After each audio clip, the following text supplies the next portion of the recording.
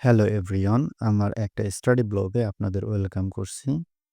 আজকে আমি সকাল 7:30টায় ঘুম থেকে উঠে সকাল 8টা থেকে পড়াশোনা শুরু করেছি এবং টানা 1.5 ঘন্টা সময় নিয়ে আমি আমার পড়াশোনার জার্নিটা চালিয়ে গিয়েছি।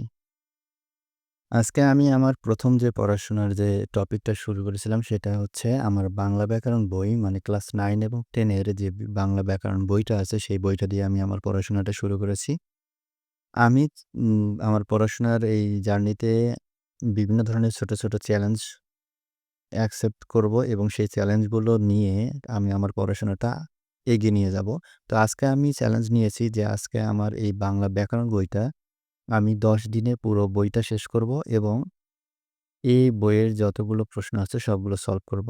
তো আশা করি আপনাদের সবাই সাথে ভিডিওগুলো শেয়ার করব এবং আমি কিভাবে আমার বইটা শেষ করি সেটা আপনাদের সাথে তুলে ধরব। সবাইকে ধন্যবাদ। আশা করি আমার এই ভিডিওগুলো আপনাদের কাছে ভালো লাগবে এবং আপনারা আমাকে সেইভাবে সাপোর্ট করবেন।